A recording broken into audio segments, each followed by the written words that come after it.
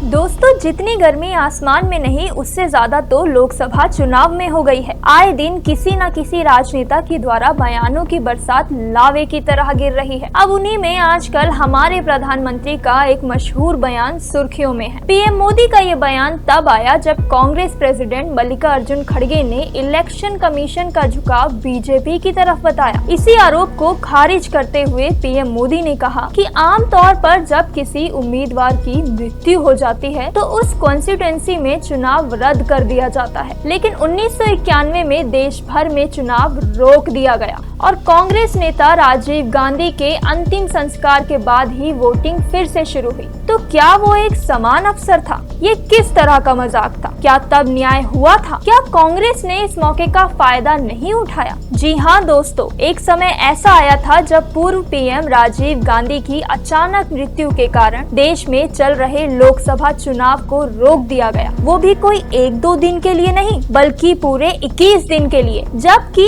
ऐसा प्रावधान हमारे देश में है ही नहीं। उस समय तो देश में पहले चरण की वोटिंग भी हो चुकी थी, उसके बाद भी ऐसा कदम उठाया गया, आखिर क्यों? तो चलिए इस पूरी कहानी से आपको रूबरू करवाते हैं। ये कहानी शुरू होती है 21 मई 1991 में। रात के 10 बजे तमिलनाडु के श्री पेरुम्बिदूर में एक जोरदार धमाका होता है। ये धमाका एक चुनावी रैली में हुआ, जिसका संबोधन पूर्व प्रधानमंत्री राजीव गांधी कर रहे थे। उसी दौरान वहाँ एक महिला हमलावर ने राजीव गांधी के पास आकर पैर छूने के बहाने खुद को बम से उड़ा लिया और इस हादसे में राजीव गांधी चल बसे। इसी किस्से को याद करते हुए पीएम मोदी कहते हैं कि राजीव गांधी की मृत्यु को हथकंडा बनाकर उनके अंतिम संस्कार तक चुनाव नहीं करवाए गए। दूसरी तरफ उनकी अस्थियों को पूरे देश में घुमाया गया। दोस्तों, देखा जाए तो अमेठी सीट पर जहां से राजीव गांधी उस समय इलेक्शन लड़ रहे थे, वहां वोटिंग रद्द करानी चाहिए थी, लेकिन ईसीआई ने पूरे देश में चुनाव रद्द कर दिया। यही कारण है कि कांग्रेस को सहानुभूति के आधार पर वोट मांगने का